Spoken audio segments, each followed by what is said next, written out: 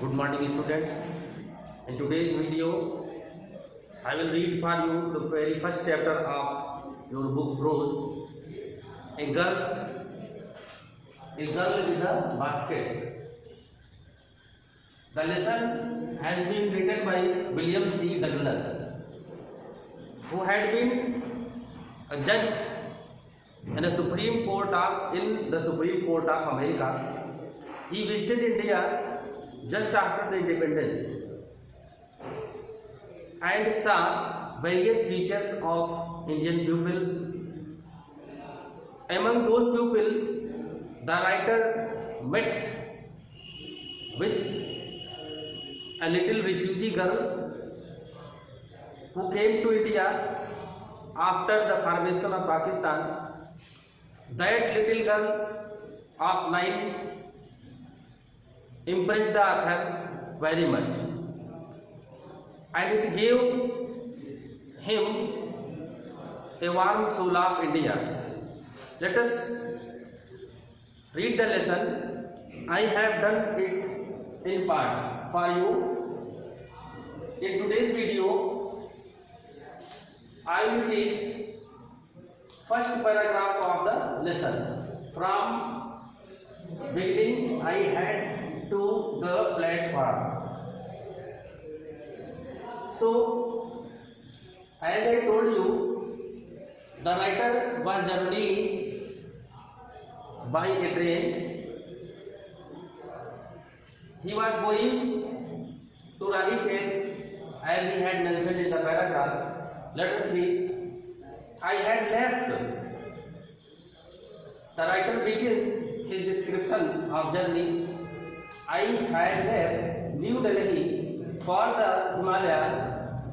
Means लेखक कहता है कि उसने नई दिल्ली से अपनी यात्रा की शुरुआत की, नई दिल्ली को छोड़ा। यहाँ नई दिल्ली को छोड़ा से तात्पर्य है कि he began his journey from New Delhi for the Himalayas. Himalayas की तरफ जा रहे थे। हिमालयास से north to the north, the writer was journeying to the north of India. आगे कहता है I was going as far as Bareilly by train. The writer had decided to complete his journey in parts. तो in the first part he was going by train as he had mentioned. पहले part में वो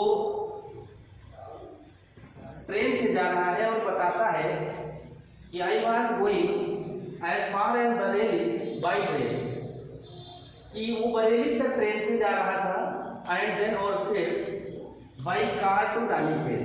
then he had decided to go to Ranikhet by car. Ranikhet के बारे में description है। An old British army hill station. Ranikhet जा रहा था। रानीखेत क्या है? An old British army hill station. ये अंग्रेजों की एक छावनी वहां पर बनी हुई थी, हिल स्टेशन वहां था रानीखेत में, वहां पर जा रहा था। मैंने बताया था कि जस्ट आफ्टर द इंडिपेंडेंस आया था, and that time Britishers used to rule over India. Now India has become independent. अब तक भारत स्वतंत्र हो चुका था, या अगर प्रेजेंट में कहें तो हो चुका है। आर्मी हिल स्टेशन लोकेटेड माने होता है स्थित था, on a 6000 foot bridge opposite a 120 mile stretch of snow capped Himalayas. Ranikhet एक old British army hill station था, and it was located on a, कहाँ पर स्थित था? 6000 फुट। 6000 फुट माने होता है 6000 फुट। ये डिस्टेंस की माप, दूरी या ऊंचाई, हाइट की 6000 फुट। रिज अपोजिट, रिज माने बिल्कुल विपरीत दिशा में। ए 120 माइल, 120 माइल 120 मील। स्ट्रेच माने फैले हुए। स्नो कैप्ड माने बर्फ से ढके हुए। स्नो कैप्ड बर्फ से ढके हुए टुकड़े। तो ये जो छावनी थी हिमालय के रिज अपोजिट माने विपरीत दिशा में थी, था ये hill station. In the last 3 lines of the paragraph, the writer gives the description of the train by which he was journeying. अंतिम 3 लाइनों में लेखक उस ट्रेन का डिस्क्रिप्शन दे रहा है जिससे वो यात्रा कर रहा है. These 3 lines are important because they are asked in the question. He gives the brief description of the train by which the writer was traveling. So look here, the train was slow. You have to write the train was slow. Train का description है तो बता रहा है the train was slow. Train कैसी थी? धीमे गति से चलने वाली थी. It was a stopping train and it stopped और रुक जाती थी at all the way stations. Usually express train नहीं थी which moves from one destination to another without stopping. Here the train by which the writer was traveling was a slow one. एक धीमी गति से चलने वाली ट्रेन थी. It stopped, ये रुक जाया करती थी at all the way stations. रास्ते में जो भी स्टेशन पड़ते थे वहां पर थोड़ी देर के लिए रुकती थी. What was the routine of the writer while he was traveling by the train, and what the writer did at every stop as we mentioned in the last 2 lines of the paragraph. These lines are also important. What was the routine? This question is also often asked. अक्सर पूछा जाता है. At every stop, तो लेखक क्या करता था? जो ट्रेन से यात्रा कर रहा था तो उस यात्रा के दौरान जब कभी भी ट्रेन स्टॉप होती थी तो लेखक क्या करता था? तो लिखता है लेखक at every stop, her stop पर आई स्वयं ओपन द डोर. स्वयं एकदम से दरवाजा खोल. He opened the door of his compartment. The door of my compartment. मैंने लिखा है the door of my, लेखक हो जाएगा compartment. जब आप आंसर लिखेंगे तो यहाँ बदल देंगे, मिस कर देंगे. The door of my compartment and was the platform. तो लेखक क्या करता था? हर स्टॉप पर वो दरवाजा खोल करके अपने कंपार्टमेंट का प्लेटफॉर्म पर आकर के टहलता था. इस तरह ये उसका रूटीन था. जहाँ कहीं भी ट्रेन रुकती थी वो स्टेशन पर आ जाता था. तो एज यू सा फर्स्ट पैराग्राफ रिलेशन क्वेश्चन अगर आता है तो यहाँ से यहाँ तक लाइन आएगी और आपको लिखना होगा रेफरेंस और कॉन्टेक्स्ट पर. आई हैड लेफ्ट, तो ये बिगिनिंग आपका. तो यहाँ पर डिस्क्रिप्शन किसका दे रहा है? The writer is giving the description of his journey, कि कहाँ से उसने यात्रा शुरू की, कहाँ तक उसे जाना था और उसका रूटीन क्या था. ये सारी बातें इसमें बताई जाएगी इस पैराग्राफ में.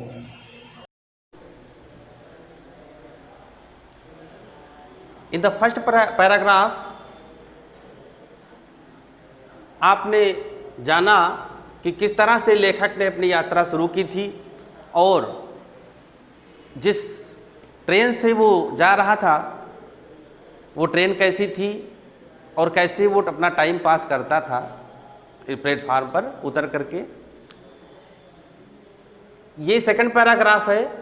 इसमें वो प्लेटफार्म का डिस्क्रिप्शन देगा. प्लेटफार्म में किस तरह के लोग थे, what sorts of people were on the platform and what was his motive behind talking with the pupil he saw or he found on the platform. Let us read. The writer says the platforms were packed with people. As the writer was traveling to India, and you know that India is the land of various people, variety of people live in our country. So, and a platform is almost like a society where you can find all sorts of people. So, here also the writer gives us the description that on the platform he saw a glimpse of India और Indian people. एक भारत की एक झलक उसको platform पर दिखाई दी. क्या देखा उसने? उसने देखा कि देर वेर सिख्स हैं, मुस्लिम्स हैं, हिंदूज हैं, सोल्जर्स हैं, मर्चेंट्स हैं, priest and porters, beggars, hawkers, etc. and etc. So this show that India of today and India of that day, when the writer was traveling, the day on which the writer was traveling. Today also we find these sorts of people on the platform. If you travel by a train and see on the platform, you will find there will be Sikhs, Muslim, Hindus, Hindu होंगे, soldier सिपाही होंगे, merchants कुछ व्यापारी, priest पुजारी होंगे, porters कुली, beggars भिखारी होंगे, hawkers और फेरी वाले। जो यूजुअल एक सीन होता है प्लेटफार्म का, उसको ही बताने का प्रयास किया है। तो you can easily explain it the portion by giving if you have some image of a platform in India, yeah, have you ever seen the platform of India? You will find such sorts of people as the writer has mentioned in the paragraph. जैसा कि लेखक ने mention किया है, ऐसा ही कुछ look या ऐसी ही तस्वीर आपको इंडिया के प्लेटफॉर्म्स पर मिलेगी। तो ऐसा ही वहां था और आज भी ऐसा ही है। हाकर्स, आपको बहुत कुछ नहीं लिखना है, आपको केवल ये लिखना है एक्सप्लेनेशन में कि the writer is giving the description of the platform and he saw various sorts of people walking on the platform. उसने देखा कि बहुत प्रकार के लोग प्लेटफॉर्म पर टहल रहे हैं। ऑलमोस्ट, अब यहां से जो अगली 3 लाइन है उसमें बताएगा कि उनकी जो कंडीशन थी, at that time India was not so much developed and the typical look of Indian society or sorts of people, there was poverty just after the independence, and the writer has noticed that poverty among those group of people which he saw on the platform. जो platform में देखा उस poverty को भी उसने महसूस किया। तो लिखता है ऑलमोस्ट, करीब करीब, एवरीवन यानी सब कोई, वाज बेयर फूट, माने नंगे पैर था, करीब करीब हर एक व्यक्ति नंगे पैर था, विदाउट स्लीपर्स और footwear. Everyone was bear foot and dressed, और पहने हुए था इन लूज व्हाइट गारमेंट, एक ढीला ढाला, लूज माने ढीला ढाला, व्हाइट माने सफेद और गारमेंट माने एक प्रकार का वस्त्र which covered the body up to the knee, जो घुटने तक का होता है, कुर्ता आप सरल भाषा में कह सकते हैं, उसी का जिक्र कर रहा है, व्हाइट गारमेंट। तो ये तो वहां के लोगों का डिस्क्रिप्शन था कि क्या दशा थी, what was the condition of the people which he saw on the platform. ये हो गई उनकी दशा। अब जो एजुकेशन लेवल था उसके बारे में बताएगा कि जो शैक्षिक स्थिति थी उस समय की, वो भी बताएगा। लेखक लिखता है, आई वुड आस्क, मैंने पूछा होगा, एटलीस्ट कम से कम 3 people before I could find 1, इससे पहले उसे एक मिल जाता। The writer wanted to talk with people but before that he was searching a person who could understand his language, because the writer was a foreigner and but natural he knew English and not Hindi. So he was searching a English knowing person on the platform. And writer here says कि उसने कम से कम 3 लोगों से बात की। I would ask at least 3 people before I could find 1. इससे पहले कि उसे एक मिलता who spoke English, जो अंग्रेजी में बोल सकता था, इंग्लिश नोइंग होता, so that he could conversate with him, ताकि वो उससे कुछ बातचीत कर सके। तो जब मिलना है तब वो अब यहां बताएगा अंतिम 4 पंक्तियों में, लाइन में, 4 लाइन में, कि उसने बातें क्या क्या की थी। कहता है वी वुड टॉक, हम बातें करते थे या बातें किया करता था, because he did it often whenever the train stop या wherever the train stop, जहां कहीं भी ट्रेन रुकती थी वो ऐसे ही किया करता था। तो वी वुड टॉक, यहां वी वुड टॉक का मतलब होगा कि हम बातें किया करते थे। वर्ड अफेयर्स, कुछ सांसारिक जो मामले थे उनके पर बातें की। एंड एवरी मेजर टॉपिक, तमाम जो मुख्य बिंदु थे उस समय की चर्चा में थे उन पर चर्चा की उसने। The news of the day produced, दिन के जो समाचार थे उन पर चर्चा की कि आज की विशेष खबर क्या है, ऐसा पूछा उसने उस व्यक्ति से। और ऐसा करके what was the motto behind it, बातचीत करने के पीछे उसका मकसद था क्या। तो लिखता है कि his main aim was to know कि what was the opinion of the people because the government has recently changed, क्योंकि सरकार हाल ही में परिवर्तित हुई थी तो वो लोगों से नजरिया जानना चाहता था कि which was the better government, कौन सी सरकार अच्छी थी या है। थोड़ा सा क्योंकि वहां पर सत्ता परिवर्तन हुआ था, हम अंग्रेजों से मुक्त हुए थे and now we had our own government, तो उस गवर्नमेंट के प्रति क्या नजरिया था ये सब जानने का प्रयास कर रहा था। ऐसा ही चीज यहां पर बताएगा। तो लिखता है इन दिस वे, इस तरह से, आई वॉज ट्राइंग, मैं कोशिश कर रहा था, टू गेट, पाने का, a feel of the pulse of the nation, a feel, एक फील, अनुभव करना चाहता था। The pulse of the nation माने होगा राष्ट्र की नब्ज, राष्ट्र की नब्ज टटोलने का प्रयास कर रहा था।